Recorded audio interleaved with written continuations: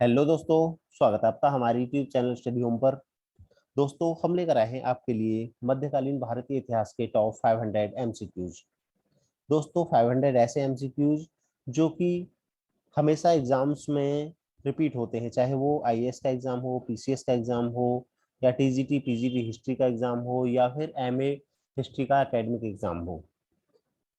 तो फ्रेंड्स, आगे बढ़ने से पहले अगर आप हमारे चैनल पर नए हैं तो हमारे चैनल स्टडी होम सब्सक्राइब करना ना भूलें, क्योंकि हम ऐसे ही यूजफुल वीडियोस आपके लिए लगातार लाते रहते हैं। तो फ्रेंड्स, इसको हम 4 पार्ट्स में कवर करेंगे। तो शुरू करते हैं पहले पार्ट से। पहला क्वेश्चन है, अकबरनामा की रचना किसने की? तो अकबरनामा की रचना की थी अबुल फजल ने। दूसरा है, पादशाह नामा में किस मुगल सम्राट के राजनीतिक और सामाजिक जीवन का वर्णन किया गया है? तो पादशाह नामा में वर्णन किया गया है शाहजहां के बारे में। हुमायूं नामा किसकी रचना है? ये रचना है गुलबदन बेगम की। किसकी आत्मकथा के बारे में इतिहासकार लेनुपुल ने कहा है कि उसकी आत्मकथा उन बहुमूल्य लेखों में से एक है जो समस्त युगों में बहुमूल्य रही हैं? तो ये कहा है बाबर की आत्मकथा के बारे में लेनुपुल ने।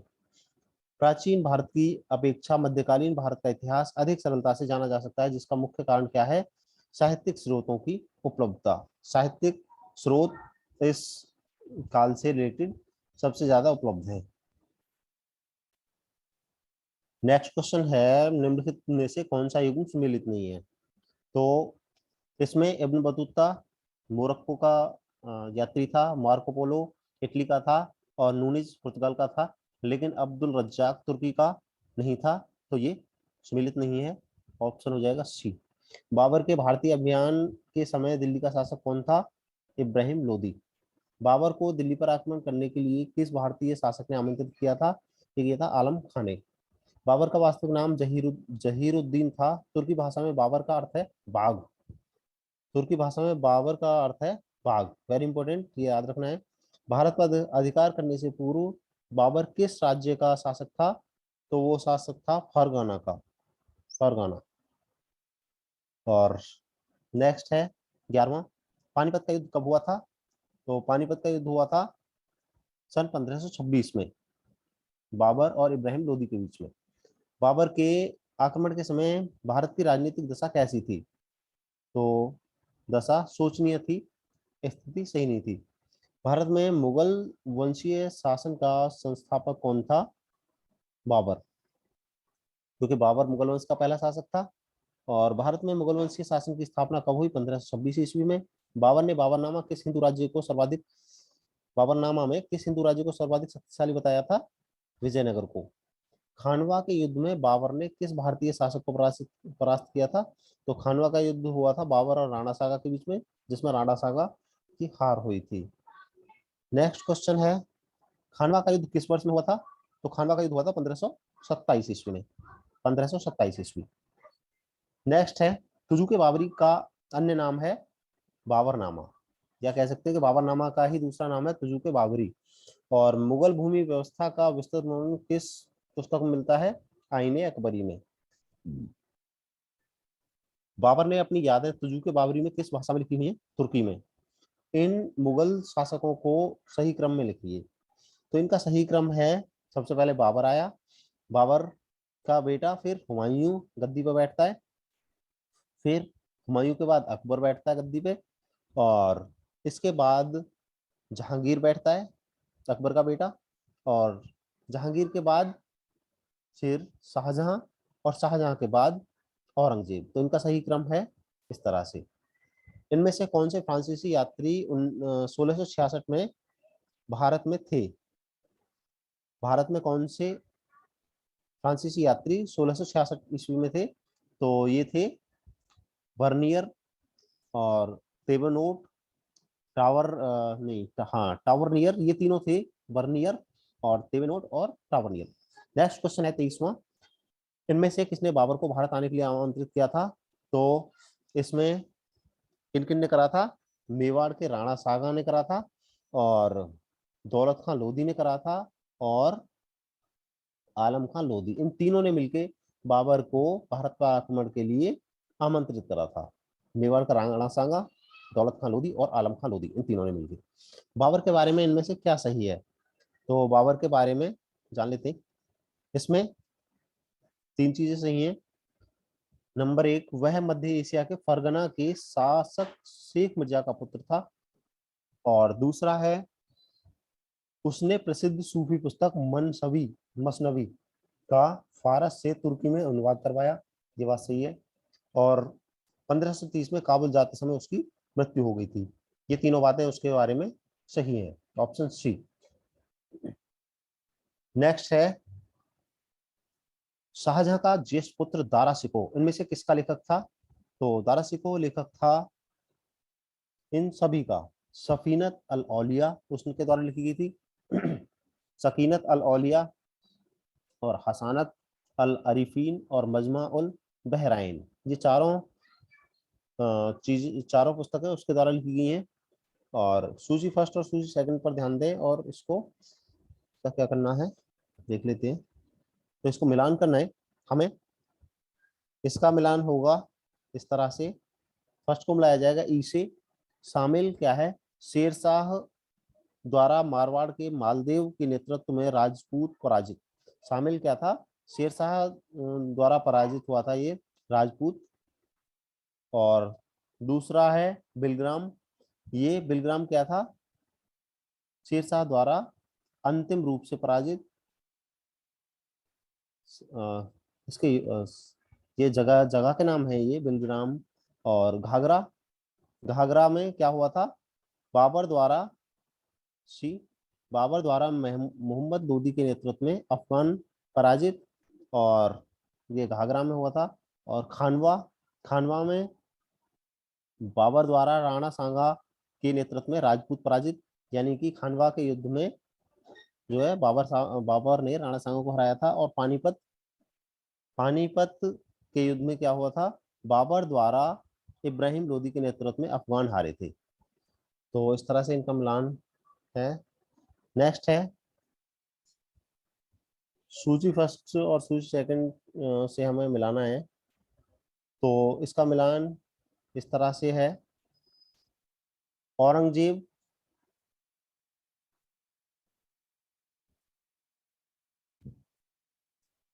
नेक्स्ट क्वेश्चन है 28वां।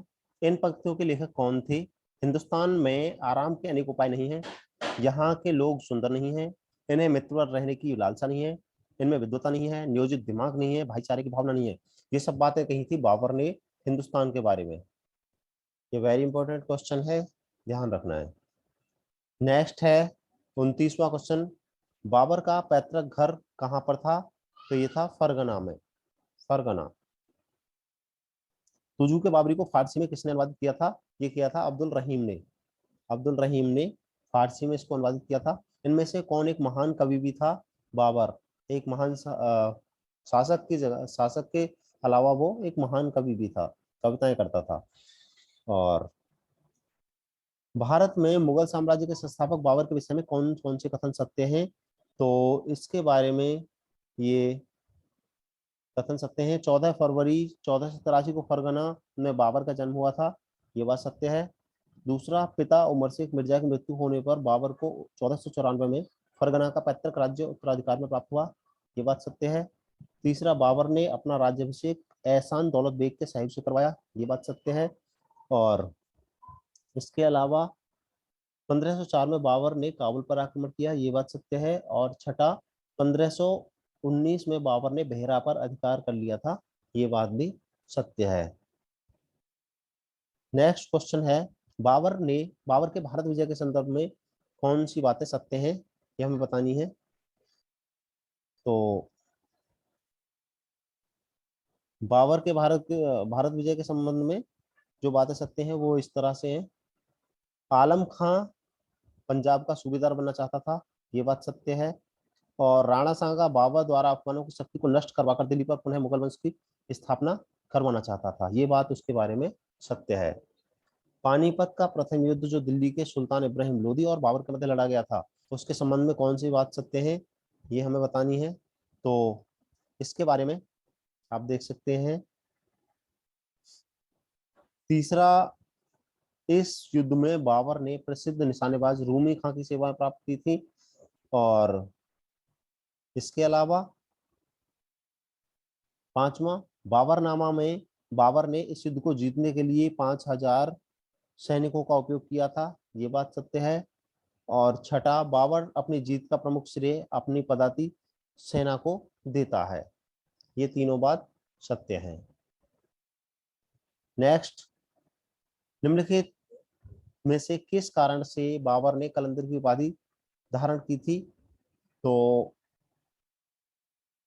ये है ऑप्शन सी, अपनी उदारता के कारण। जब पानीपत की विजय के बाद बाबर ने काबुल वासियों के बीच चांदी के सिक्के बांटे, इसलिए उसने कलंदर की उपाधि धारण की थी।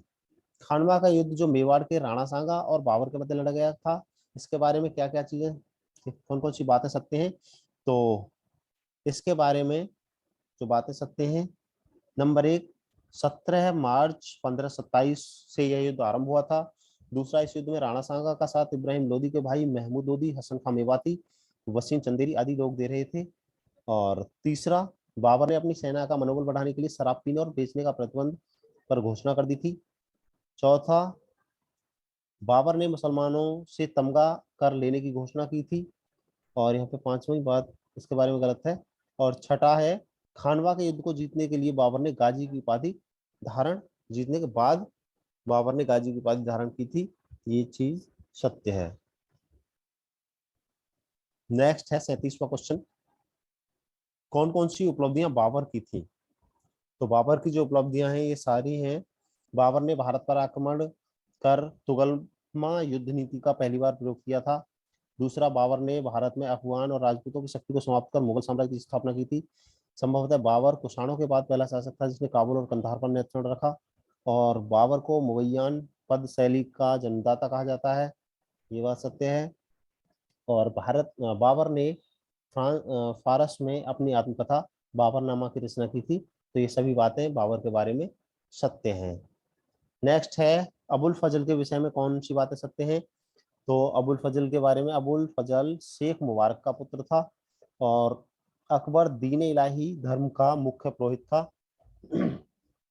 अकबरनामा और आईने अकबरी उसकी प्रमुख महत्वपूर्ण रचना थी। और 20 सवारों से अपना जीवन आरंभ करने वाले अबुल फजल ने अपने चरमोत्कर्ष पर 5000 का मनसब प्राप्त किया था। ये सभी बातें अबुल फजल के बारे में सत्य हैं। नेक्स्ट क्वेश्चन है 39वां, निम्नलिखित में से कौन सा कथन असत्य है? तो ये कथन असत्य है कि अबुल फजल का जन्म बगदाद में हुआ था। बाकी तीनों चीजें उसके बारे में सत्य हैं। 1574 ईस्वी में अबुल फजल अकबर की मुलाजमत में दाखिल हुआ और 1589 ईस्वी में अबुल फजल को अकबर के काल का इतिहास लिखने का आदेश मिला और अबुल फजल ने पुराने इतिहासकारों को लिखने के अंदाज को रद्द कर दिया। 40वां क्वेश्चन है, वर्षों की मेहनत के बाद अबुल फजल ने 1597-98 में अकबरनामा पूरा किया। तो अकबरनामा की कौन सी जिल्द आईने अकबरी है? तो यह है तृतीय जिल्द। अकबरनामा की तीसरी जिल्द आईने अकबरी है। और अबुल फजल हिंदुओं के बारे में क्या लिखता है? तो अबुल फजल लिखता है, उसने हिंदुओं को उदार बताया था और उसने हिंदुओं को अकेश्वरवादी मोनोथियस्ट कहा था और वह हिंदुओं को धार्मिक, मेहमानबाज और खुशमिजाज बताता है। अबुल फजल ने उनकी गंभीरता, ईमानदारी और शराफत को उजागर किया है। पानीपत का प्रथम युद्ध किसके बीच लड़ा गया था? जैसे कि हमने पहले ही बात की, यह लड़ा गया था पानीपत का पहला युद्ध बाबर और इब्राहिम लोदी के बीच। नेक्स्ट क्वेश्चन है 43वां, निम्नलिखित पर विचार कीजिए। तो इसमें भारत बाबर के भारत आने के फलस्वरूप उपमहाद्वीप में बारूद के उपयोग की शुरुआत हुई और इस क्षेत्र की स्थापत्य कला में मेहराब और गुंबद बनाने की शुरुआत हुई। इस क्षेत्र में तैमूरी वंश स्थापित हुआ। तो इस नीचे दिए गए कूट का प्रयोग कर सही उत्तर बताना है आपको, कौन सा सही है। तो इसमें केवल 3 सही है। ऑप्शन नंबर 3, इस क्षेत्र में तैमूरी वंश की स्थापना हुई। अगला है 44वां, 1527 में खानवा के युद्ध में बाबर ने मेवाड़ के किस राजा को हराया था? हराया था राणा सांगा को। खानवा का युद्ध बाबर और राणा सांगा के बीच लड़ा गया था। तुजुक बाबरी किस भाषा में लिखा गया था? तुर्की में। युद्धों में से किस एक में बाबर ने जिहाद की घोषणा की थी? खानवा के युद्ध में। खानवा के युद्ध में बाबर ने जिहाद की घोषणा की थी। 47वां क्वेश्चन है, बाबर ने सर्वप्रथम पातशाह की पदवी धारण की काबुल में। भारत के मुगल शासक बनने पर जहीरुद्दीन मोहम्मद ने बाबर नाम रखा।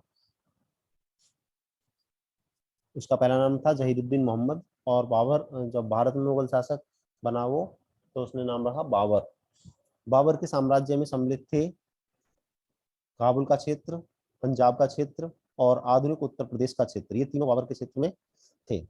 ये नहीं था आधुनिक राजस्थान का क्षेत्र।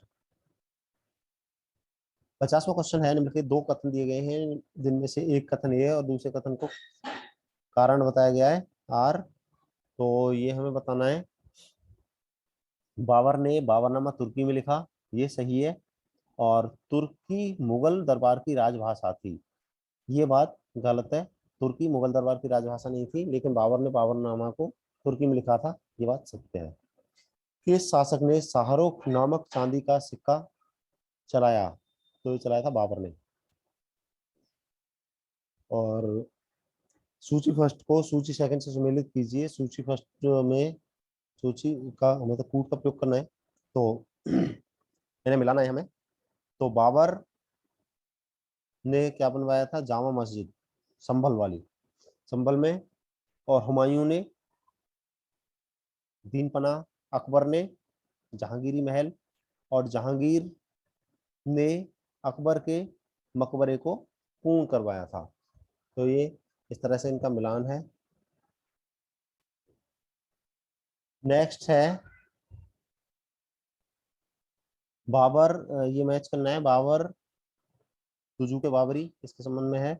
और मुगल काल में निम्नलिखित में से किस महिला ने ऐतिहासिक विवरण लिखे? गुलबदन बेगम ने। गुलबदन बेगम ने ऐतिहासिक विवरण लिखे थे मुगल काल में। सूची फर्स्ट को सूची सेकंड के साथ सम्मिलित करना है। तो इसका सही मिलान किस तरह से है? इसका मिलान है किताबुल हिंद। किताबुल हिंद ये रचना है, ये जो ग्रंथ है, इसके लेखक हैं अल बरूनी। अल बरूनी। और रहला, रहला है इब्न बतूता की रचना। और हुमायूं नामा, हुमायूं नामा रचना है गुलबदन बेगम की। गुलबदन बेगम जो कि हुमायूं की बहन थी, उसने लिखा था उसके बारे में। और बादशाह नामा ये रचना है लाहौरी की। बादशाह नामा लाहौरी की रचना है। और नेक्स्ट क्वेश्चन है, मुगल राज्य के स्वरूप को देखते हुए इनमें से किस विद्वान ने यह तर्क दिया था कि मुगल भारत में राज्य की अनूठी विशेषता यह थी कि इसने शोषक वर्गों के लिए केवल संरक्षात्मक भुजा के रूप में ही भूमिका नहीं निभाई, बल्कि यह स्वयं शोषण का प्रमुख जरिया बना। तो ये लिखा था इरफान इरफान हबीब ने। इनमें से कौन यूरोपीय यात्री कभी वापस यूरोप नहीं गया और भारत में ही बस गया था? मनुची। मनुची यूरोपीय यात्री था, लेकिन ये भारत में ही बस गया था, वापस नहीं गया। खलीफा षड्यंत्र द्वारा किसे शासक बनाना चाहता था? मेहंदी ख्वाजा को। हुमायूं को राजगद्दी पर बैठते ही अनेक कठिनाइयों का सामना करना पड़ा, इसके लिए सर्वाधिक उत्तरदायी था मेहंदी ख्वाजा। हुमायूं राज सिंहासन पर कब बैठा? 1530 ईस्वी में। हुमायूं ने कितने वर्षों तक निर्वासित जीवन व्यतीत किया? 15 वर्ष तक। नेक्स्ट क्वेश्चन है, चौसा नामक स्थान पर हुमायूं का किसके साथ संघर्ष हुआ था? ये हुआ था शेर खां के साथ। और चौसा का युद्ध कब हुआ था? 1539 ईस्वी में। हुमायूं को किस राजपूत रानी ने राखी भेजी थी? कर्णवती ने। ये बहुत ही फेमस है, इसी की उपलक्ष्य में रक्षाबंधन का त्योहार मनाया जाता है हिंदुओं में। और हुमायूं जीवन पर्यंत लड़खड़ाता रहा और लड़खड़ाकर ही उसकी मृत्यु हुई, किस इतिहासकार का कथन है? यह है लेनीपुल का। हुमायूं दिल्ली का शासक कब बना? 1555 ईस्वी में। हुमायूं की मृत्यु कब हुई? 1556 ईस्वी में। पुनः शासक पुनः बना था 1555 ईस्वी में।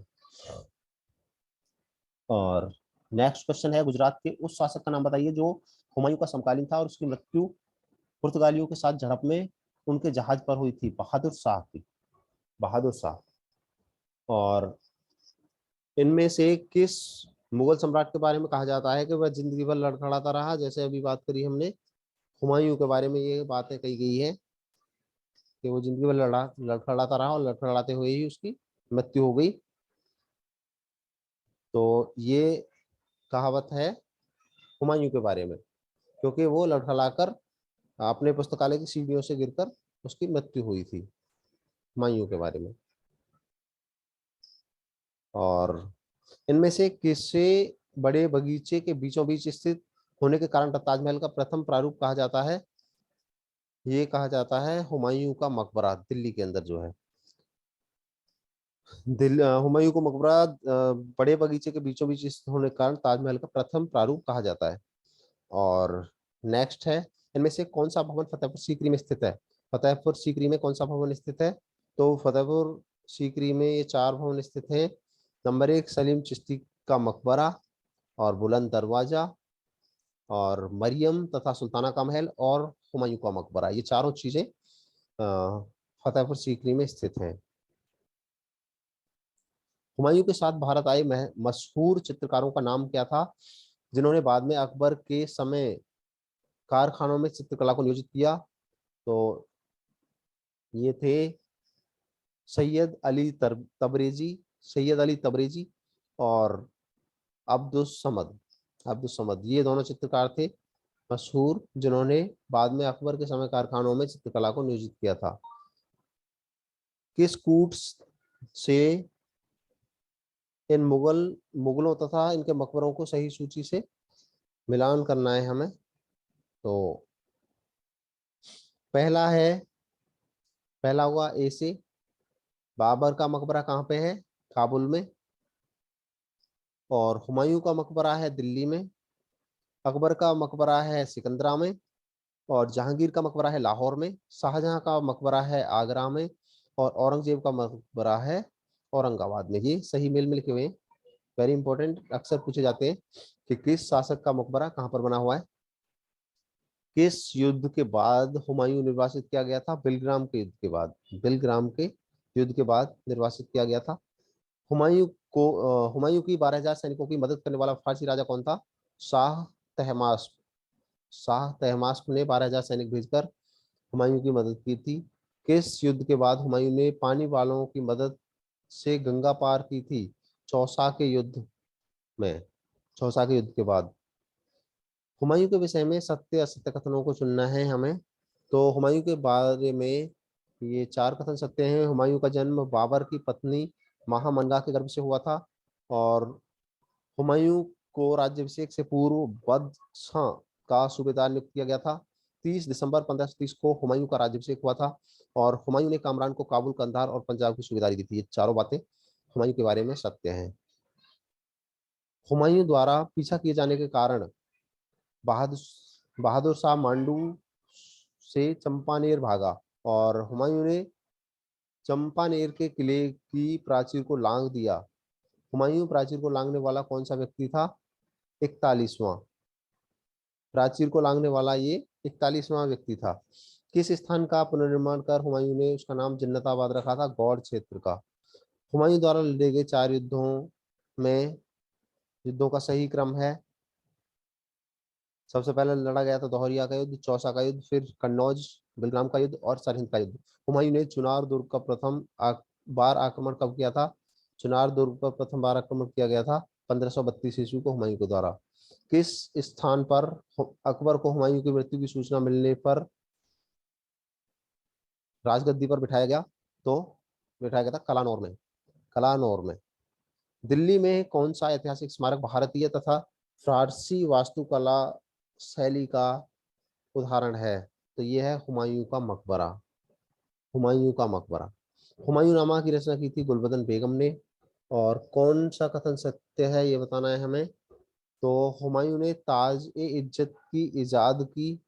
और दूसरा है ताज ए इज्जत एक केस सजा थी जो एक टोपी एवं एक बांधने वाले कपड़े से सजी थी, बनी थी। शेरशाह कहाँ का रहने वाला था? ये था सूर कबीले का रहने वाला।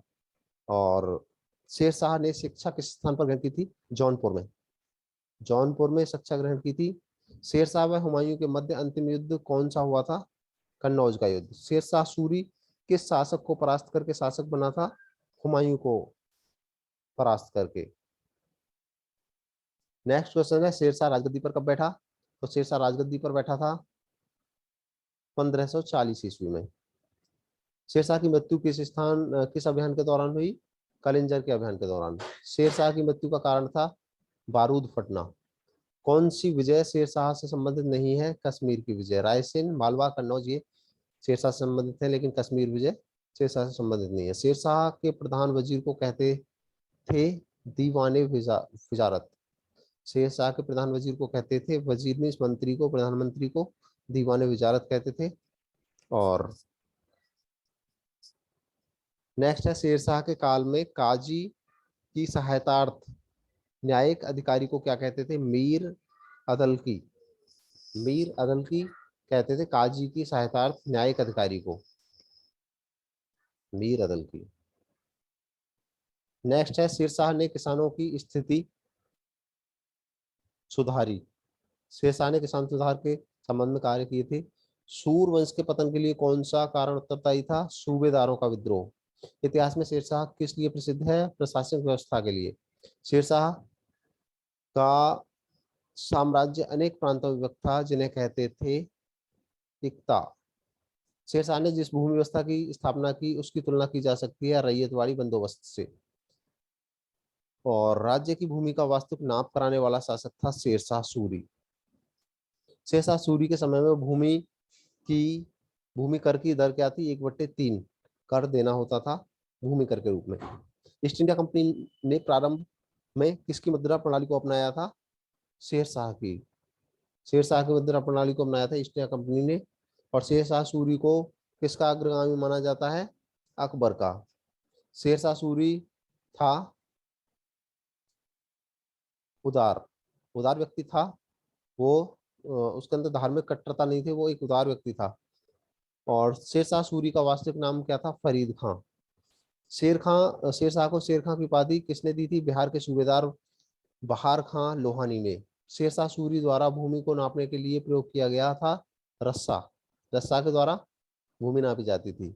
और शेरशाह द्वारा निर्मित एक सड़क सड़क ए आजम कहलाती थी, वह थी कलकत्ता से पेशावर। कलकत्ता से पेशावर, जो इसको कहा जाता था सड़क ए आजम। और शेरशाह सूरी ने बड़ी संख्या में सराय बनवाई थी। इनकी संख्या लगभग थी 1700। 1700 के लगभग उसने सराय बनवाई थी। और दिल्ली के पुराने किले का निर्माण करवाया था शेरशाह सूरी ने।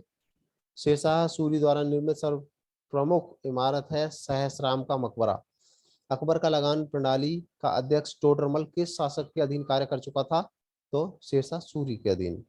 राजा और सैनिकों के बीच सीधा संपर्क किस शासक के द्वारा प्रारंभ किया गया था? शेरशाह सूरी के द्वारा। शेरशाह के समय में भूमि की कौन सी प्रणाली प्रचलित नहीं थी? तो जमींदारी प्रचलित नहीं थी, बटाई, कनकूत और जाब्ती ये प्रचलित थी।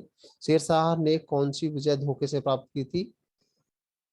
तो ये थी रायसेन की विजय। रायसेन की विजय जो उसके द्वारा धोखे से प्राप्त की गई थी। शेरशाह को भारतीय मुसलमान शासकों ने महानतम मानने वाला विद्वान है हेग। शेरशाह की मृत्यु कब हुई थी? 1545 ईस्वी में।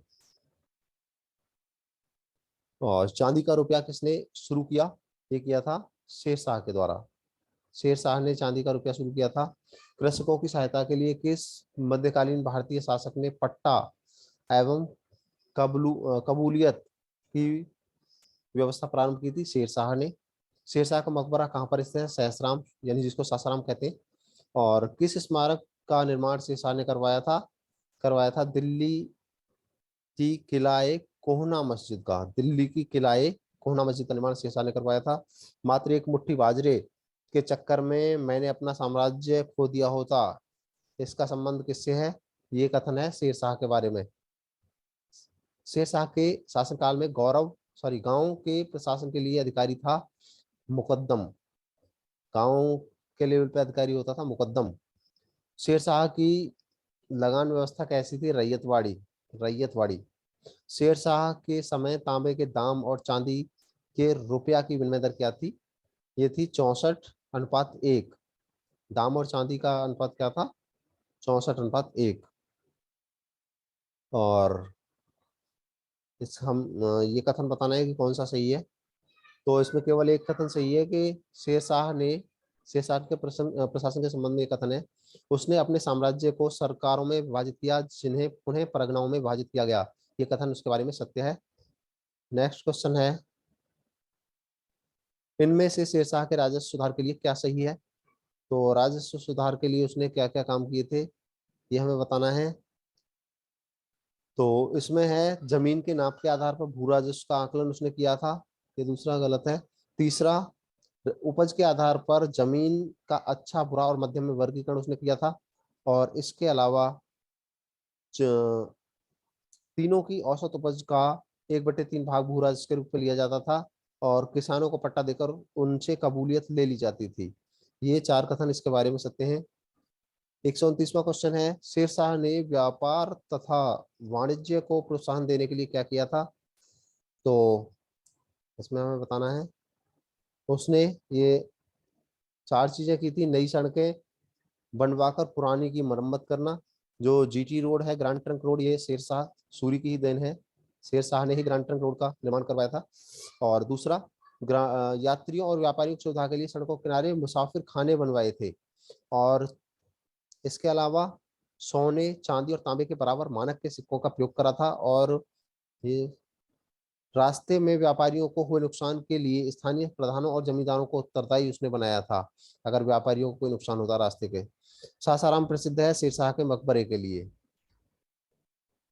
और टोडरमल एक विलक्षण राजस्व अधिकारी ने सर्वप्रथम किसके लिए काम किया था? शेरशाह के लिए। शेरशाह के लिए।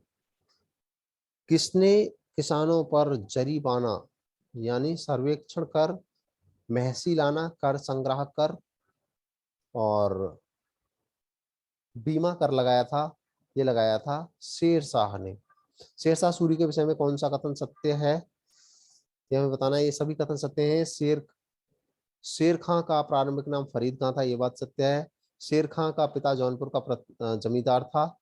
अपने अधिकारों की रक्षा एवं शक्ति विस्तार के उद्देश्य से शेर खां ने बिहार के सुल्तान मोहम्मद शाह नुहानी के यहाँ नौकरी कर ली थी। और शेर शाह द्वारा एक शेर को मार दिए जाने पर नुहानी ने प्रसन्न होकर उसे शेर खां की उपाधि प्रदान की थी। और शेर शाह गुलिस्तां, बोस्ता और सिकंदरनामा को अपनी स्मरण शक्ति से दोहरा सकता था। ये बातें शेरशाह सूरी के बारे में सत्य हैं। किस युद्ध में सफलता प्राप्त करने के बाद शेर खां ने शेर शाह की उपाधि धारण की और अपने नाम से खुतबा पढ़वाने और सिक्का ढलवाने का आदेश दिया था? चौसा के युद्ध के बाद। चौसा के युद्ध के बाद उसने यह आदेश दिया था। और विभिन्न लेखकों ने किस घटना की शेरशाह के चरित्र पर एक बड़े धब्बे के रूप में निंदा की है? रायसेन की घटना की। क्योंकि रायसेन का जो युद्ध है वो शेरशाह ने धोखे से जीता था, इसलिए उसके चरित्र पर एक बड़े धब्बे के रूप में माना जाता है। शेरशाह के समय एक अन्य प्रशासनिक इकाई विलायत को अपनाया गया था। निम्नलिखित में से किन किन क्षेत्रों में विलायत का गठन किया गया था? तो ये किया गया था मालवा में, राजपूताना में, बंगाल में और मुल्तान में। यहाँ पर विलायत को अपनाया गया था, गठन किया गया था विलायत का। शेर खां, नेक्स्ट है, शेर शाह के राज्य प्रशासन के विषय में निम्नलिखित में कौन सा कथन सत्य है, कौन सा कथन सत्य है, ये बताने हमें। तो इसके बारे में सत्य है फर्स्ट, सेकंड, थर्ड और फोर्थ। यानी अबुल फजल के अनुसार शेर शाह का साम्राज्य 63 सरकारों में विभाजित था, ये बात सत्य है। सरकार में सिकदारान और मुंसिफान नामक अधिकारी होते थे। और सरकार का विभाजन परगनों में हुआ था। और प्रशासन की सबसे छोटी इकाई डेल या मौजा थी, जो गांव गांव राही रूप था, गांव का ही रूप था, गांव का ही रूप था। शेर शाह द्वारा भू राजस्व सुधार के पीछे निम्नलिखित में से कौन कौन से उद्देश्य निहित थे? तो ये उद्देश्य थे उत्पादन में वृद्धि करना, रैयतों की सुरक्षा करना और राजकीय आय में वृद्धि करना और उलेमा वर्ग को नियंत्रित करना। ये चारों उसके उद्देश्य थे। 139वां क्वेश्चन है, शेरशाह के भूमि राजस्व से संबंधित सुधारों के विषय में निम्नलिखित में से कौन से कथन सत्य हैं? तो ये कथन जो इसके बारे में सत्य हैं, फर्स्ट, सेकंड, 4, 6 और 7। फर्स्ट सेकंड देख सकते हैं। फर्स्ट कथन है, शेरशाह द्वारा अधिकृत अहमद खान ने हिंदू ब्राह्मणों की सहायता से भूमि की माप कराई थी। दूसरा है, शेरशाह के माप की इकाई के रूप में गजे सिकंदरी का प्रयोग किया था। और चौथा है, शेरशाह की भूमि की माप की पद्धति जब्त पद्धति कहलाती थी, जब्त पद्धति। और छठा कथन है, शेरशाह ने भूमि का विभाजन उत्तम, मध्य और निम्न भूमियों में किया था। और सातवां, शेरशाह के समय भू राजस्व की दर कुल उत्पादन का 1/3 होती थी। नेक्स्ट क्वेश्चन 140वां, शेरशाह के समय में भूमि माप अधिकारी एवं भू राजस्व वसूल करने वाले अधिकारी को वेतन के लिए जरीबाना और मुहसिलाना नामक कर भी लगाया गया था, जो कि था 2.5% और 5%। 2.5% और 5%। शेरशाह ने राजकीय मार्ग का निर्माण कराया था, जो ग्रांड ट्रंक रोड के नाम से जाना जाता है। वे कौन कौन से हैं? तो ये थे 4 रोड। प्रथम मार्ग था सोनार गांव से पेशावर तक, सोनार गांव से पेशावर तक। दूसरा था आगरा से चित्तौड़ और बुरहानपुर तक, आगरा से चित्तौड़ और बुरहानपुर तक। तीसरा मार्ग आगरा से जोधपुर था। और चौथा मार्ग था लाहौर से मुल्तान तक, लाहौर से मुल्तान तक जाता था। पांचवा मार्ग उसके द्वारा नहीं बनवाया था। और नेक्स्ट क्वेश्चन है, शेरशाह द्वारा विभिन्न क्षेत्रों में किए गए सुधारों के संबंध में कथनों को चुनना है हमें। तो इसके बारे में सही कथन है, शेरशाह ने सैनिक क्षेत्र में सुधार के लिए होलिया और दाग प्रणाली को पुनः प्रारंभ किया था। और शेरशाह ने कानून व्यवस्था को बनाए रखने के लिए क्षेत्रीय अपराध के लिए क्षेत्रीय उत्तरदायित्व का सिद्धांत निर्धारित किया था। और इसके बाद चौथा है, शेरशाह ने वाणिज्य व्यवसाय के सुधार के लिए जगह जगह चुंगी लेने की प्रथा करवाई थी। और पांचवा है, चुंगी सिर्फ 2 जगह है, एक बार बिहार और बंगाल की सीमा पर सीकरी गली में, और दूसरा सिंधी नदी के पास उसने करवाया था। और नेक्स्ट क्वेश्चन है, शेरशाह के मानक सिक्कों का विकास किया। शेरशाह ने मानक सिक्कों का विकास किया, इस संबंध में निम्नलिखित से कौन कौन से कथन सत्य हैं? तो ये कथन सत्य हैं, सिक्के सोने चांदी और तांबे के होते थे। इसमें 167 ग्रेन के सोने के सिक्के जारी किए थे, जो असरफी कहलाता था। और तीसरा है, इसने 180 ग्रेन चांदी के सिक्के, जिसमें 175 ग्रेन शुद्ध चांदी थी, जारी किए। यह रुपए के नाम से जाना जाता था। तो दोस्तों, पहला पार्ट यहीं पे समाप्त होता है। अब आता है दूसरा पार्ट। दूसरे पार्ट की शुरुआत अकबर से होती है। तो अकबर के बारे में क्वेश्चन है, अकबर का जन्म हुआ था 23 नवंबर 1532 को। 23 नवंबर 1532 को अकबर का राज्याभिषेक किया गया था 1552 ईस्वी में। अकबर हुमायूं की मृत्यु के बाद अकबर बैरम खान के संरक्षण में रहा 4 वर्षों तक। अकबर ने मालवा की विजय के लिए सेना भेजी थी 1561 में। अकबर ने चित्तौड़ का घेरा डाला था 1567 ईस्वी में। इबादत खाना का निर्माण अकबर ने किस वर्ष करवाया था? तो ये करवाया था 1575 में, 1575 में। और अकबर ने किस सन में जजिया कर समाप्त किया था? 1565 ईस्वी में। दीन इलाही की योजना अकबर ने किस वर्ष शुरू की थी? 1582 ईस्वी में। 1582 ईस्वी में दीन इलाही की घोषणा की थी, शुरुआत की थी। और जहांगीर के राज्याभिषेक के समय उसकी आयु कितने वर्ष थी? 36 वर्ष। जहांगीर का जन्म कब हुआ था? 29 अगस्त 1569 को। नूरजहां का वास्तविक नाम था मेहरुन्निसा। मेहरुन्निसा मेहरुन्निसा का विवाह अली कुली इस्तजुलू के साथ हुआ था 1594 ईस्वी में। जहांगीर का विवाह मेहरुन्निसा से हुआ था 1611 ईस्वी में। नूरजहां का जब जहांगीर से विवाह हुआ तब उसकी आयु थी 35 वर्ष। और नेक्स्ट क्वेश्चन है, सर थॉमस लो भारत आया था 1615 ईस्वी में। 1615 ईस्वी में। सम्राट ने नूरजहां को बादशाह की उपाधि प्रदान की थी 1611 से 1622 ईस्वी में।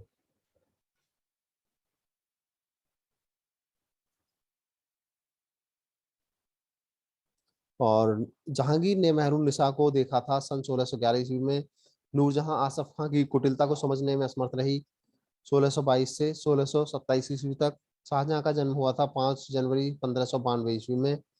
शाहजहां का आगरा में भव्य राज्यारोहण हुआ था 6 फरवरी 1628 को। 6 फरवरी 1628। जुझार सिंह ने दक्षिण में सेवा की थी 5 वर्षों तक। और शाहजहां ने कंधार को जीतने का दूसरा प्रयत्न किया था 1652 ईस्वी में। शाहजहां ने सिजदा प्रथा का अंत किया था सन 1636 ईस्वी में। और जहांगीर के कृपा पात्र बुंदेल राजा वीर सिंह की मृत्यु हुई थी 1627 ईस्वी में। शाहजहां के शासनकाल में मुगल वंश की अवनति का बीजारोपण हो चुका था। यह कथन किसका है? यह है जदुनाथ सरकार का। प्रोफेसर जदुनाथ सरकार ने कहा था कि शाहजहां के शासनकाल में मुगल वंश की अवनति का बीजारोपण हो चुका है। उत्तराधिकार का तीसरा युद्ध हुआ था सन 1658 ईस्वी में।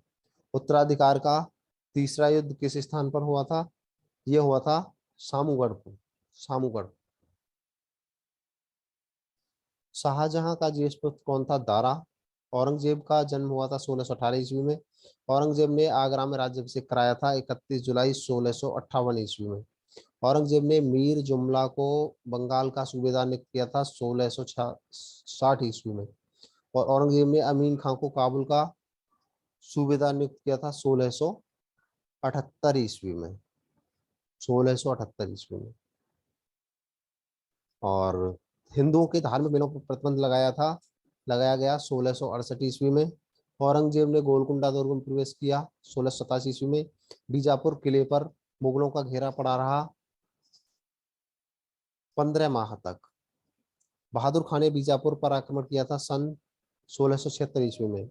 शिवाजी ने अहमदनगर और जुन्नार पर आक्रमण करके पहली बार मुगलों से टक्कर ली थी सन 1656 ईस्वी में। और औरंगजेब को राजपूतों से युद्ध करने पड़े थे सन 1679 ईस्वी में। अकबर ने सर्वप्रथम दक्षिण के किस राज्य पर विजय प्राप्त की थी?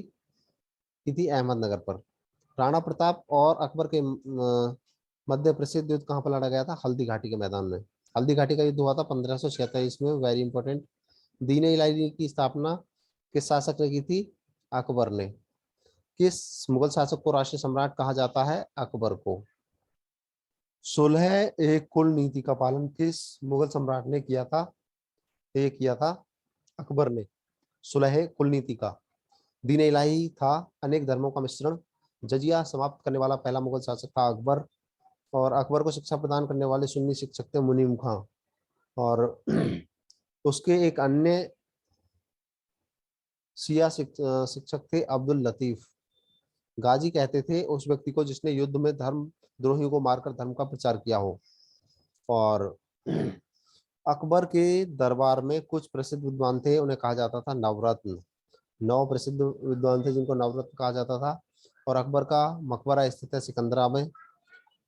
सिकंदरा जो कि आगरा में। और जहांगीर ने राज्याभिषेक के पश्चात कितने फरमान जारी किए थे? 12। 12 फरमान जारी किए थे। और जहांगीर राज सिंहासन पर कब आसीन हुआ? 1605 ईस्वी में। कौन सी विजय जहांगीर ने नहीं की थी?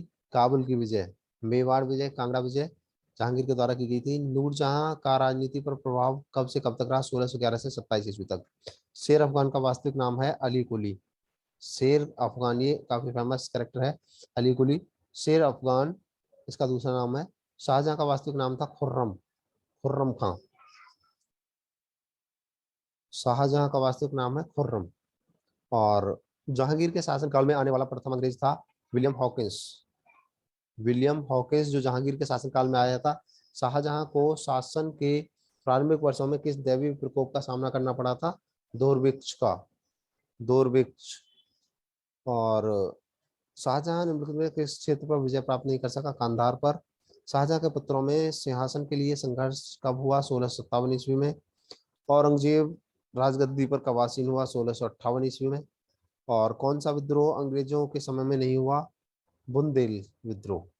अंग्रेजों के समय में सिख विद्रोह हुआ, जाट विद्रोह हुआ, सतनामी का विद्रोह हुआ, लेकिन बुंदेल विद्रोह ये औरंगजेब के समय में नहीं हुआ था। औरंगजेब के समय में हुए थे सिख विद्रोह, जाट विद्रोह, सतनामी विद्रोह। औरंगजेब ने बीजापुर पर कब अधिकार किया था? 1687 ईस्वी में। 1687 ईस्वी में। औरंगजेब ने शिवाजी पर विजय प्राप्त करने के लिए सर्वप्रथम किसे भेजा था? शाइस्ता खां को। सर्वप्रथम दक्षिण विजय करने का प्रयास किस मुगल शासक ने किया था? अकबर ने शाहजहां को अहमदनगर के विरुद्ध सफलता मिलने का प्रमुख कारण था अहमदनगर के वजीर फरीद खान द्वारा विश्वासघात किया जाना। मुगल बादशाह थे प्रबुद्ध स्वेच्छाधारी और मुगल शासन था प्रबुद्ध राजतंत्र।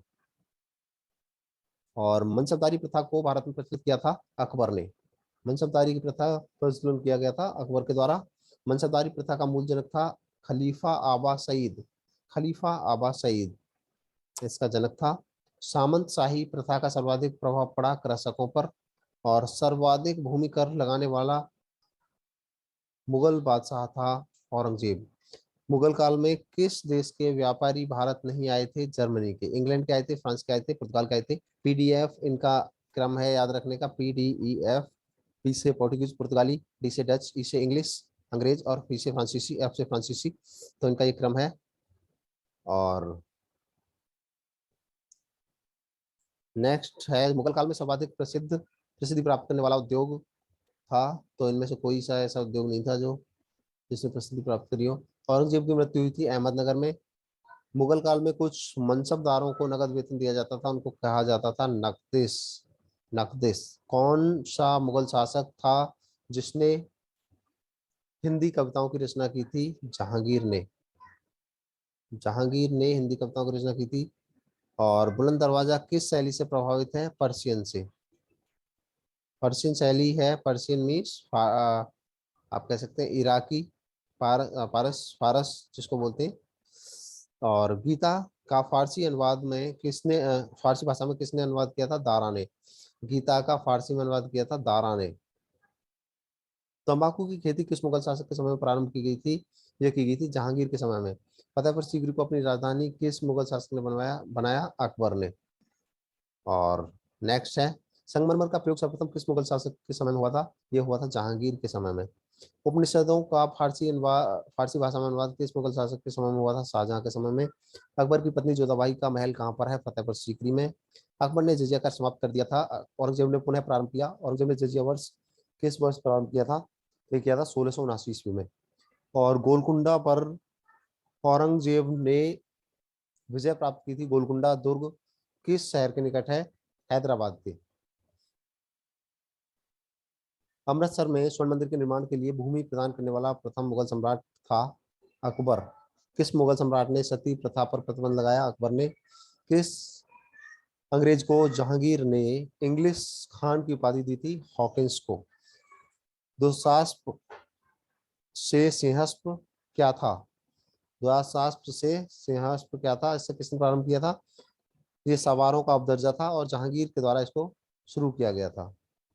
मुगल काल की जागीर प्रथा सल्तनत काल की किस प्रथा के समान थी?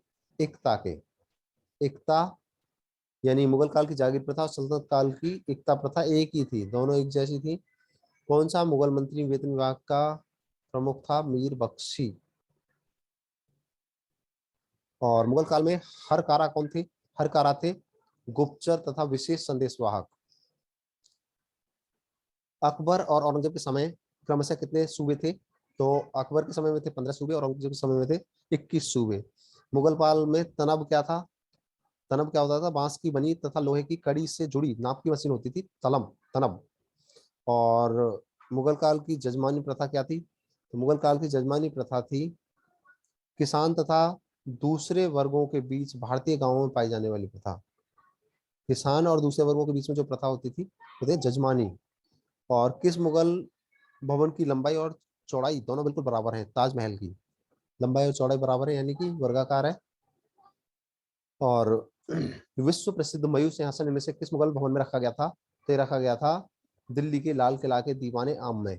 किस मुगल मस्जिद को मोती मस्जिद कहते हैं? मोती मस्जिद आगरा को।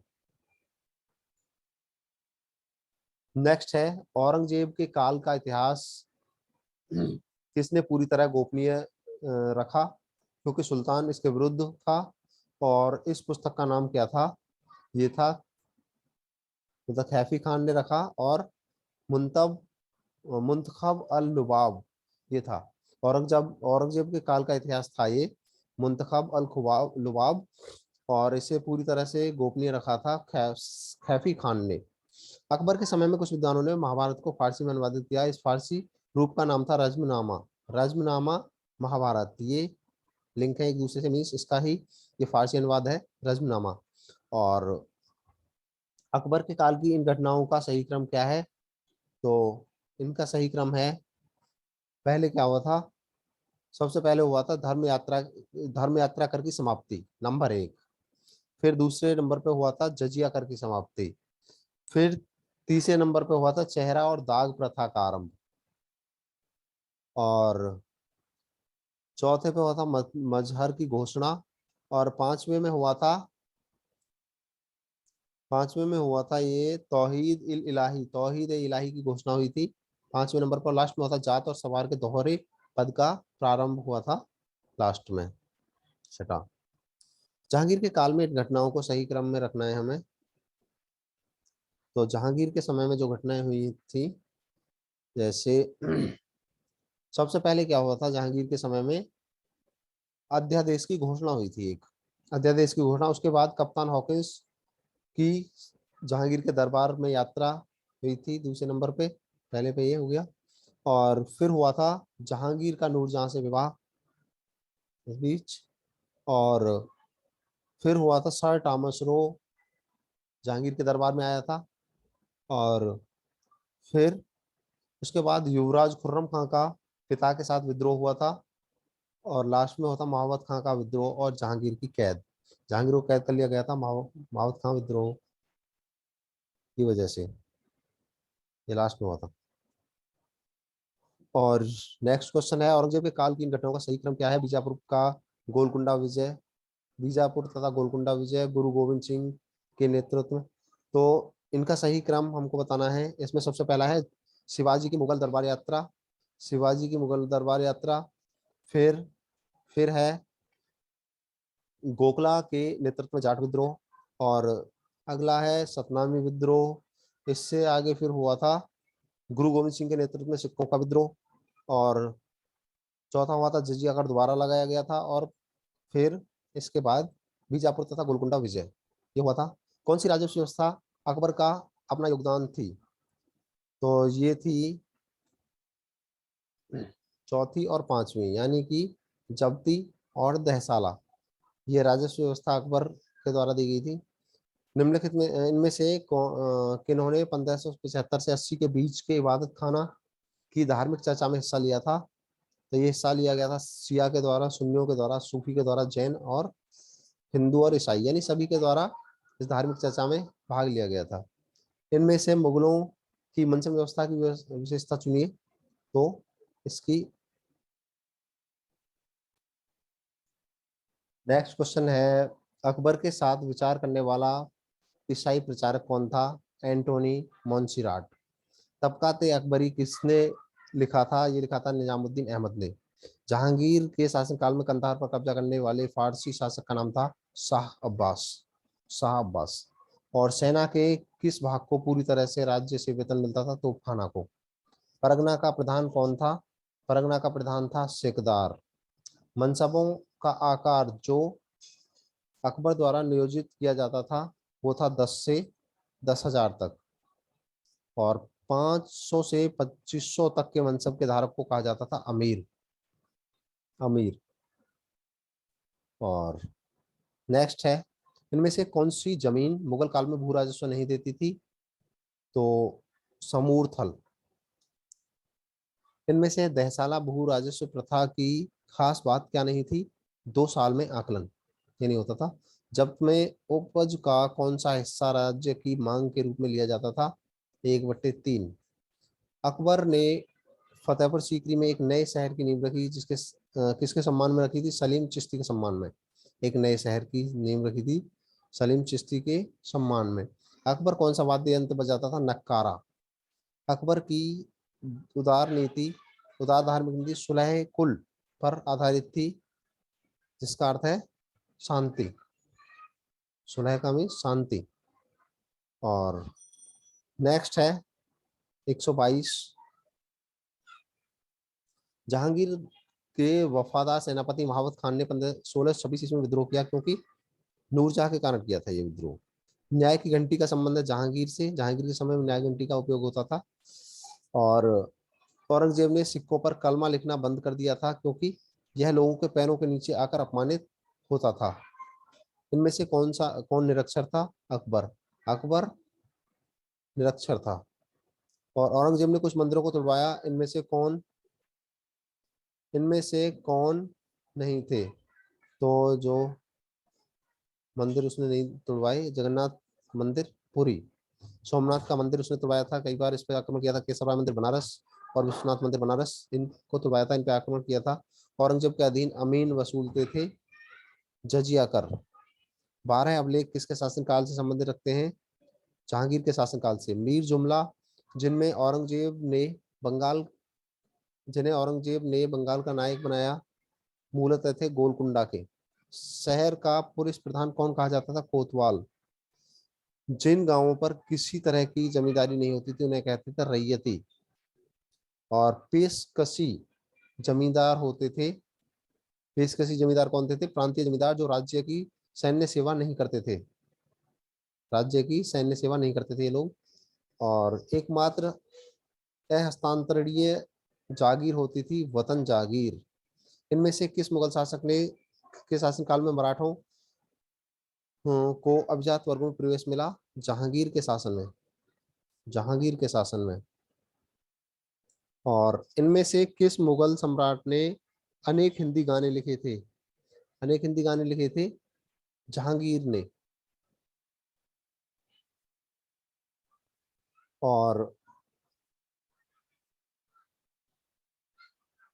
मुगल काल के मुरक्का थे सूक्ष्म चित्रों की पुस्तिका। मुगल काल में मुराक्का किसको कहते थे? सूक्ष्म चित्रों की पुस्तिका होती थी। मुगल का भारत के संदर्भ में जागीरदार और जमींदार के बीच में क्या अंतर है? तो ये जो बताया गया है इन दोनों में से कोई भी नहीं है।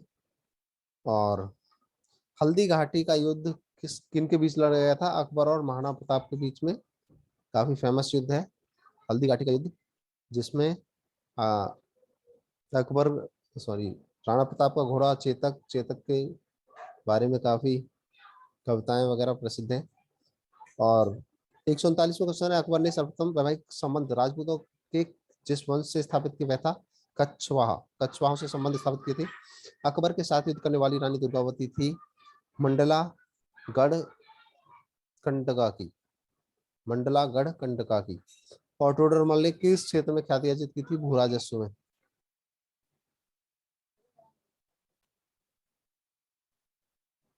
नेक्स्ट क्वेश्चन है, अकबर के दरबार में आने वाला पहला अंग्रेज व्यक्ति था रॉल्फ फिच। वह प्रसिद्ध जैन आचार्य जिसको अकबर ने जगत गुरु की उपाधि से सम्मानित किया था, हरविजय सूरी को, जो कि एक जैनाचार्य थे, अकबर ने जगत गुरु की उपाधि से सम्मानित किया था। और मुगलों व मेवाड़ के मेवाड़ के राणा के मध्य चित्तौड़ की संधि किस शासक के शासनकाल में हस्तांतरित हुई थी? ये हुई थी जहांगीर के शासनकाल में। जहांगीर के शासनकाल में हस्तांतरित हुई थी।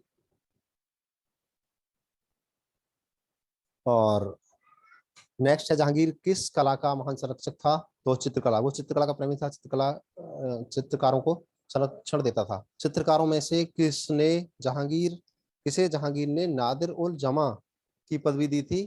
अबुल हसन को। अबुल हसन।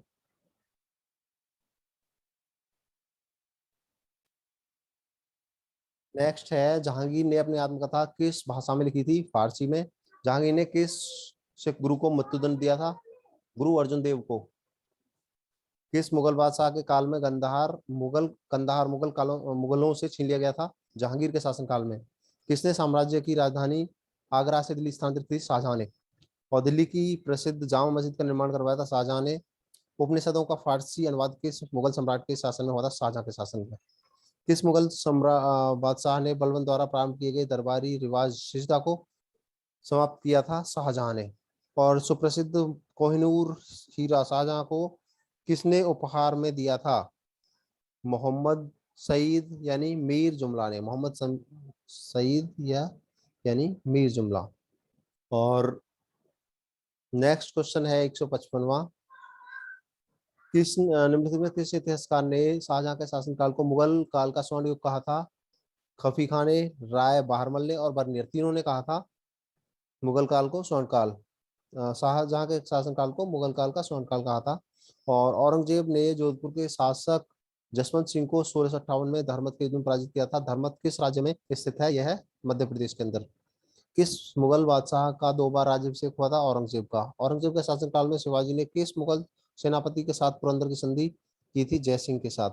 और जिंदा पीर कहा जाता था औरंगजेब को। औरंगजेब ने दक्षिण में जिन 2 राज्यों को विजय किया था, बीजापुर और गोलकुंडा, ये दक्षिण के राज्य थे, इनको औरंगजेब ने विजय किया था। जजिया किसके शासनकाल में पुनः लगाया गया? औरंगजेब के शासनकाल में। नेक्स्ट है 162वां क्वेश्चन है, औरंगजेब ने किसको साहिबात ओ जमानी की उपाधि धारण की थी? जहां आरा को। मुगल सम्राट जिसने सर्वाधिक संख्या में हिंदू अधिकारियों की नियुक्ति की थी? औरंगजेब ने।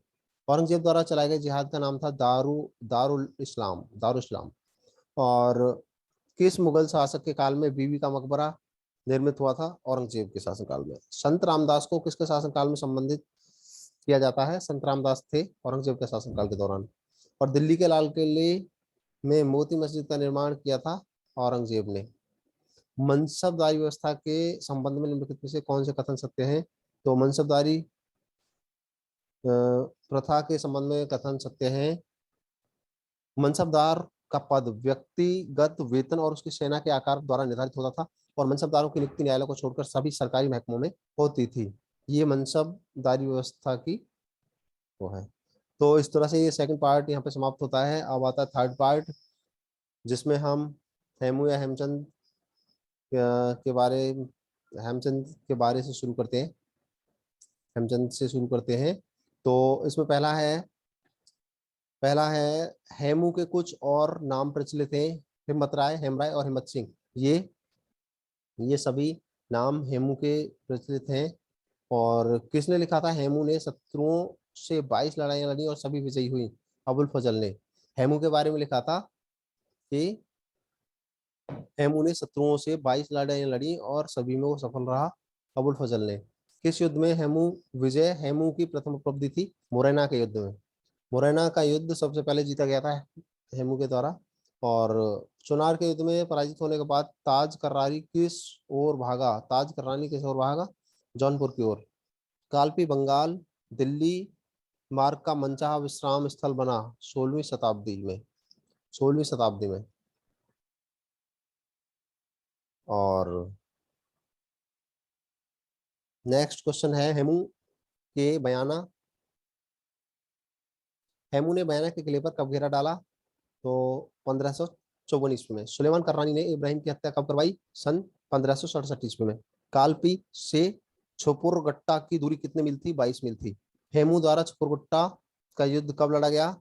ये लड़ा गया था सितंबर 1555 में। सितंबर 1555 में। नेक्स्ट है बयाना के युद्ध हेतु हैदर मोहम्मद खां को निम्नलिखित में से किसने आज्ञा प्रदान की थी? बैरम खां ने। तुगलकाबाद की नींव पड़ी थी सन 1321 में। हेमू को विक्रमादित्य की उपाधि से निम्नलिखित में से किसने विभूषित किया था? मोहम्मद शाह ने। हेमू का दिल्ली पर शासनकाल है 15 फरवरी से 5 नवंबर सन 1556। महाराणा प्रताप की निम्नलिखित में से किससे प्रतिद्वंद्विता रही अकबर से? अकबर और महाराणा प्रताप के बीच युद्ध लड़े गए थे। और हल्दी घाटी के युद्ध में राजपूत सैनिकों की संख्या लगभग थी 20,000। हल्दी घाटी के युद्ध में मुगल सरदार राजा मान सिंह कितने सैनिकों का नेतृत्व कर रहा था? 80,000 सैनिकों का। और हल्दी घाटी का युद्ध कितने दिन तक चला था? केवल 1 दिन चला था। और नेक्स्ट है महाराणा प्रताप मेवाड़ के सिंहासन पर कब बैठे थे? 1572 ईस्वी में। महाराणा प्रताप की सेना का नेतृत्व निम्नलिखित में किसने किया था? हाकिम खान सूरी ने। दानवीर भामाशाह का नाम निम्नलिखित में किस लिए प्रसिद्ध है? तो भामाशाह का नाम प्रसिद्ध है मातृभूमि की सुरक्षा हेतु, महाराणा प्रताप की आर्थिक मदद हेतु। महाराणा प्रताप की मृत्यु कब हुई थी? 19 जनवरी 1597 ईस्वी में। शिवाजी का जन्म कब हुआ था? सन 1627 ईस्वी में। शिवाजी के धार्मिक जीवन पर निम्नलिखित में से किसका प्रभाव पड़ा था? तो रामदास और तुकाराम, ये दोनों का प्रभाव पड़ा था शिवाजी के जीवन पर। और शिवाजी ने अपने कितने साथियों के साथ शाइस्ता खां के निवास स्थान पर आक्रमण किया था? 400 साथियों के साथ। पुरंदर की संधि हुई 1665 ईस्वी में। शिवाजी आंतरिक शासन को सुगठित करने में किस कालखंड में व्यस्त रहे? 1668 से 1669 ईस्वी में। और नेक्स्ट है, नेक्स्ट क्वेश्चन है, शिवाजी ने दूसरी बार सूरत पर कब आक्रमण किया? तो सन 1670 ईस्वी में दूसरी बार सूरत पर आक्रमण किया था शिवाजी ने। शिवाजी ने अपने राज्यों को कितने सूबों में विभक्त किया था? 4 सूबों में। तिलपट की लड़ाई कब लड़ी गई? 10 मई 1666 को। औरंगजेब कब दिल्ली से मथुरा आया? 28 नवंबर 1669 को। सीहोर का युद्ध कब लड़ा गया? सन 1669 ईस्वी में। गोकुल जाट की सेना थी अवैतनिक। तिलपत का युद्ध कितने दिन तक चला? 4 दिन तक चला तिलपत का युद्ध। और नेक्स्ट है,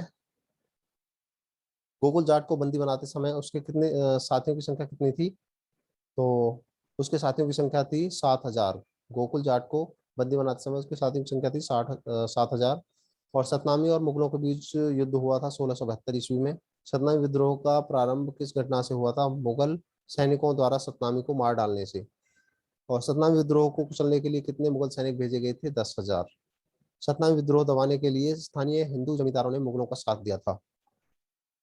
और बुंदेला किस जाति के शासक थे? तो बुंदेला जाति थी, ये थे क्षत्रिय। और नेक्स्ट क्वेश्चन है 40वां, निम्नलिखित में से कहाँ के राजाओं को लंबे समय तक सूर्यवंशी सूर्य कुलावंतस पुकारा जाता था? तो ये बनारस के राजाओं को, बनारस के राजाओं को ये उपाधि दी गई थी। और नेक्स्ट क्वेश्चन है 41वां, ओरछा के शासकों का प्रारंभ निम्नलिखित में किससे होता है? रुद्र प्रताप से। किसके शासनकाल में ओरछा में जहांगीर महल और महत्वपूर्ण मंदिर बने? वीर सिंह देव के शासनकाल में। छत्रसाल की मृत्यु कब हुई? 13 मई 1731 को। हेमू यानी कि हेमचंद विक्रमादित्य के संबंध में निम्नलिखित में से कौन सा कथन असत्य है? तो हेमू के जन्म स्थान के बारे में विद्वानों में मतभेद नहीं है, जन्म स्थान के बारे में मतभेद है, तो ये कथन उसके बारे में सत्य नहीं है। शेरशाह के छोटे भाई निजाम खां की कितनी संतानें थी? 4। किशनगढ़ के युद्ध के संबंध में निम्नलिखित में से कौन सा कथन असत्य है? तो युद्ध में परास्त होने पर दौलत खां की सेना आगरा की ओर भागी, ये कथन असत्य है किशनगढ़ के युद्ध के बारे में। और 47वां क्वेश्चन है, निम्नलिखित में से किसी आजम हुमायूं की उपाधि प्राप्त थी? आजम हुमायूं की उपाधि प्राप्त थी राय हुसैन निलवानी को और बिहार खां सखानी को। किसने सुल्तान मोहम्मद की उपाधि धारण की थी? इब्राहिम खां सूर को। किसने जलालुद्दीन की उपाधि धारण की थी? मोहम्मद खां सूर को। और सिकंदर शाह सूर से दिल्ली छीनकर हुमायूं कब सिंहासनरूढ़ हुआ? 23 जुलाई 1555 में। ताज कररानी और हेमू के बीच बिहार में किस स्थान पर युद्ध हुआ था? मुंगेर में। कौन बंगाल का गवर्नर नियुक्त हुआ था? शहबाज खां। हेमू की सेना ने दिल्ली की ओर कब कूच किया था? जनवरी 1556 में। सिकंदर खां उजबेक के साथ हेमू का युद्ध कितने दिनों तक चला था? 7 दिनों तक। 7 दिनों तक युद्ध चला था सिकंदर खां और सिकंदर खां उज्बेक के साथ हेमू का युद्ध। और नेक्स्ट है 55वां क्वेश्चन। क्वेश्चन है, शिवाजी ने अपना वास्तविक जीवन अभियान कौन सी ईस्वी में आरंभ किया और जब उन्होंने मराठा सरदार चंद्र राव मोरे से जावली छीन लिया था? 1656 ईस्वी में। 1656 ईस्वी में ये शुरू किया था वास्तविक विजय अभियान। जावली की वजह से शिवाजी शिवाजी मावल क्षेत्र के शासक हो गए थे। मावल मावल क्षेत्र के शासक हो गए थे, सतारा और कोंकण तक का रास्ता उनके लिए साफ हो गया था। कौन सा कथन असत्य है? तो ये दोनों बातें असत्य है। 1657 में बीजापुर पर मुगलों मुगलों के आक्रमण के कारण शिवाजी बीजापुर के जवाबी हमले से बच गए और शिवाजी ने औरंगजेब से उन सभी बीजापुरी क्षेत्रों जो उनके अधिकार में थे मांग की। ये दोनों बातें गलत है। औरंगजेब जैसे ही उत्तर में लौटा, शिवाजी ने एक बार फिर बीजापुर के इस क्षेत्रों के विरुद्ध ही अभियान शुरू कर दिया। अतः बीजापुर के शासक ने शिवाजी के खिलाफ कड़ी कार्रवाई करने के निर्देश उद्देश्य से अफजल खां को भेजा था। शिवाजी ने चालाकी से अफजल खां की हत्या कर दी और सन 1659 ईस्वी में उन्होंने नेतृत्वहीन सेना को तितर बितर कर दिया और सारे साजो सामान और तोपखाने पर कब्जा कर लिया था। नेक्स्ट क्वेश्चन है 60। औरंगजेब ने दक्कन के नए मुगल प्रशासक शाइस्ता खां, जो औरंगजेब का संबंधी भी था, को शिवाजी के क्षेत्र पर आक्रमण करने का आदेश दिया था। शाइस्ता खान ने सन 1660 ईस्वी में पूना पर कब्जा कर लिया और उसके बाद उसने कोंकण पर आक्रमण कर उत्तरी कोंकण को अपने कब्जे में करने में सफल हो गया था। और सन 1664 ईस्वी में शिवाजी ने मुगलों के मुख्य बंदरगाह सूरत पर आक्रमण किया और उसे पूरी तरह लूटा था। शाइस्ता खां की असफलता के बाद औरंगजेब ने अपने प्रमुख और विश्वसनीय सलाहकार आमेर के राजा जयसिंह को शिवाजी का मुकाबला करने के लिए भेजा था। राजा जयसिंह ने शिवाजी के प्रमुख अड्डे पुरंदर, शिवाजी का प्रमुख अड्डा था पुरंदर का किला, जिसमें शिवाजी अपने परिवार के साथ रहते थे और जहां उनका खजाना था, पर आक्रमण करने का निश्चय किया था। शिवाजी की आगरा यात्रा के बाद ही पुनः मुगलों और मराठों के संबंधों में एक बड़ी खाई पैदा हो गई। आगरा से वापस लौटने के बाद शिवाजी कितने 2 साल तक चुप बैठे रहे। नेक्स्ट क्वेश्चन है, औरंगजेब की बहुत बड़ी राजनीतिक भूल थी कि शिवाजी के महत्व की अनदेखी करना और शिवाजी के महत्व को हासिल करने का प्रयास नहीं करना। ये बहुत बड़ी राजनीतिक भूल थी औरंगजेब के बारे में, औरंगजेब की ये भूल थी। और 68वां क्वेश्चन है कि पुरंदर की संधि, पुरंदर की संधि के प्रति संकीर्ण दृष्टिकोण अपनाने के कारण एक प्रकार से औरंगजेब ने शिवाजी को अपना विजय अभियान एक बार फिर शुरू करने के लिए मजबूर कर दिया और सन 1674 ईस्वी में औपचारिक रूप से राजगढ़ में शिवाजी का राज्याभिषेक हुआ। तो इस तरह से फ्रेंड्स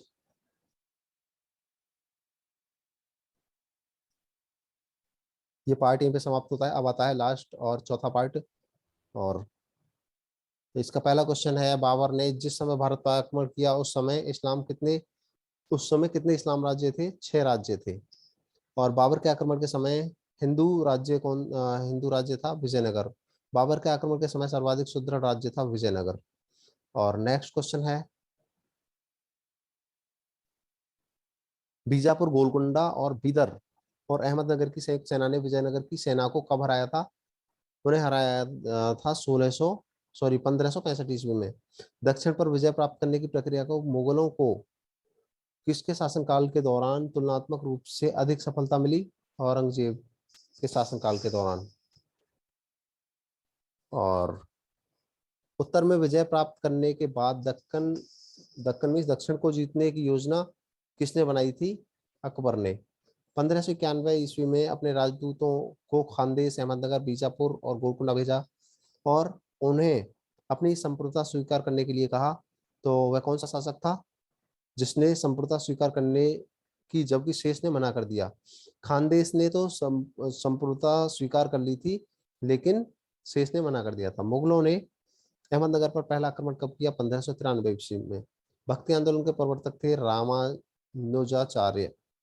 और बंगाल में भक्ति आंदोलन का प्रचार करने वाला प्रमुख संत था चैतन्य महाप्रभु। चैतन्य महाप्रभु बंगाल में अपना भक्ति आंदोलन का प्रचार करने वाले प्रमुख संत थे। और महाराष्ट्र में भक्ति आंदोलन के सूत्रधार थे नामदेव। भक्ति आंदोलन भारत के किस क्षेत्र से प्रारंभ हुआ था? दक्षिण से। सूरदास के पद किस भाषा में लिखे गए? ब्रज भाषा में। भक्ति आंदोलन को उत्तर भारत में प्रचलित करने वाले संत थे शंकराचार्य। कबीर के गुरु का नाम है रामानंद। और दक्षिण भारत में नायनार कौन कहलाते थे? शैव धर्मावलंबी। दक्षिण भारत में अलवार कहलाते थे वैष्णव धर्मावलंबी। और भक्ति आंदोलन के 2 रूप थे, एक था सगुण और एक था निर्गुण। सगुण धारा और निर्गुण धारा 2 तरह की धारा थी। और 19वां क्वेश्चन है, एक विद्वान का कथन है कि भक्ति का विचार ईसाई धर्म के साथ भारत आया। उक्त कथन का किस विद्वान का है? मैक्स वेबर का कथन है। महाभारत को तेलुगु भाषा में किसने लिखा था? नानन्य ने। और कीर्तन को प्रारंभ करने वाले संत का नाम क्या था? चैतन्य महाप्रभु।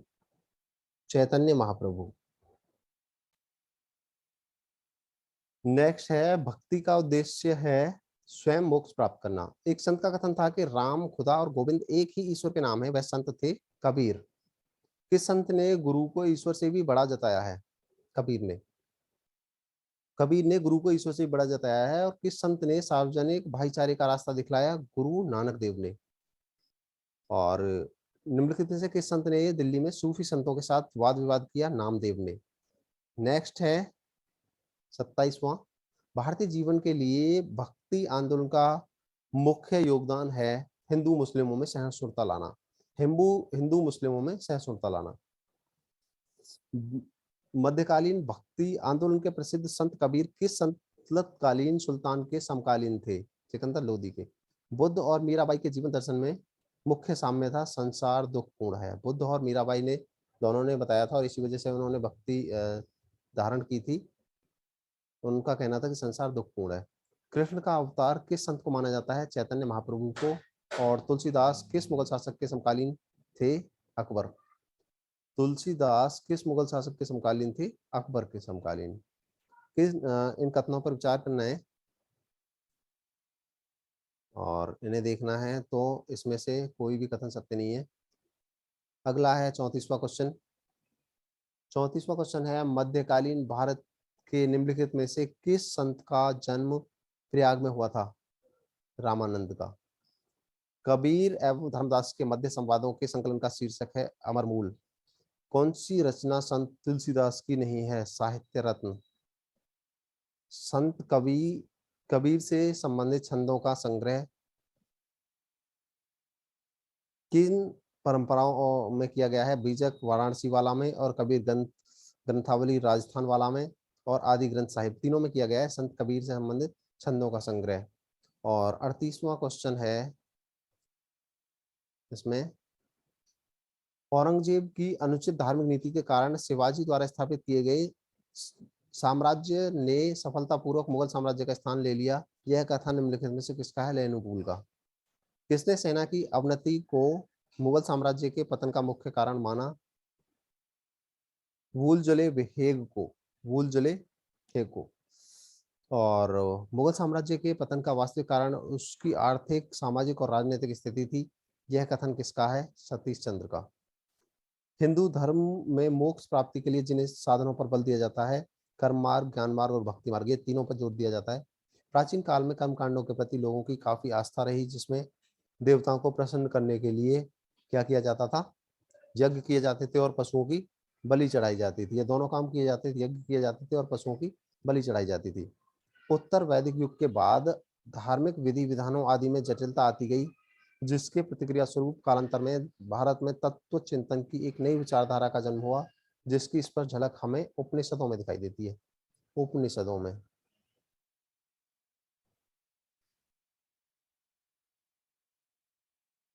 और नेक्स्ट है, 8वीं सदी के पूर्वार्ध में कुमारिल भट्ट ने एक बार फिर याज्ञिक कर्मकांड पर बल दिया था। कुमारिल भट्ट ने। शंकराचार्य के अनुसार जीव ही ब्रह्म है, संसार मिथ्या है, और इन दोनों चीजों के यथार्थ ज्ञान को प्राप्त कर लेना ही मोक्ष है। ये शंकराचार्य जी ने बताया है। और भक्ति आंदोलन का सूत्रपात दक्षिण में रामानुज के द्वारा हुआ था। रामानुज। दक्षिण से भक्ति आंदोलन की लहर को उत्तर में लाने का श्रेय जाता है रामानंद को। और भक्ति आंदोलन के प्रणेता थे कबीर, चैतन्य, नानक, माधवाचार्य, एकनाथ और नामदेव। ये सभी ये भक्ति आंदोलन के प्रणेता थे। भक्ति आंदोलन के प्रणेता नहीं थे? कालिदास। डॉक्टर आर भंडारकर के अनुसार भक्ति आंदोलन की शिक्षाओं किसकी शिक्षाओं पर आधारित था? तो ये था भगवत गीता की शिक्षाओं पर आधारित। भगवत गीता की शिक्षाओं पर आधारित। मध्यकाल का भक्ति आंदोलन जनसाधारण का आंदोलन था, जिससे समस्त देश में नई चेतना एवं जागृति उत्पन्न हो गई। जनसाधारण का आंदोलन था। और भक्ति आंदोलन का उद्देश्य था हिंदू धर्म और समाज में सुधार, और इस्लाम और हिंदू धर्म में समन्वय स्थापित करना। भक्ति आंदोलन में संतों ने अपने विचारों का प्रचार बोलचाल की भाषा में किया था। भक्ति आंदोलन यद्यपि धार्मिक थी, किंतु इसने निम्नलिखित में से किसको दूर करने के लिए प्रयास किया? सती प्रथा को, शिशु हत्या को और दास प्रथा को। इन तीनों कुरीतियों को दूर करने का काम किया। रामानुज दक्षिण भारत में वैष्णव धर्म के प्रचारक थे। वैष्णव धर्म। नेक्स्ट है 56वां क्वेश्चन। रामानुज ने शंकराचार्य के अद्वैतवाद का अद्वैतवाद का खंडन किया था और विशिष्टाद्वैतवाद का प्रचार कर वैष्णव धर्म की शिक्षाओं को दार्शनिक आधार प्रदान किया था। और 57 क्वेश्चन है वेदार्थ संग्रह में रामानुज ने शंकर के माया के सिद्धांत का भी खंडन किया है। माया के सिद्धांत का भी खंडन किया है।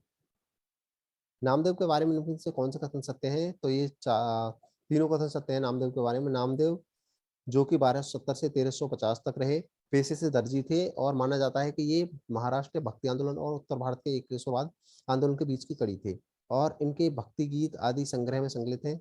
महाराष्ट्र में इन्हें वरकरी परंपरा वैष्णव भक्ति परंपरा में स्थान दिया जाता है, पर उत्तर भारत के अकेश्वरवादी परंपरा में उन्हें निर्गुण संत के रूप में याद किया जाता है। 59वां क्वेश्चन है 14वीं शताब्दी के दौरान कश्मीर में शैव भक्ति फली फूली। यहाँ के शैव भक्ति संतों में किस महिला संत का नाम सबसे ऊपर आता है? लालदेंद का। लालदेंद। नरसिंह मेहता कहाँ के प्रमुख संत थे? गुजरात के। शंकरदेव 1449 से 1568 ने कहाँ पर भक्ति का प्रचार प्रसार किया? असम में। कौन अकेश्वरवादी संत हैं? रैदास, कबीर और नानक।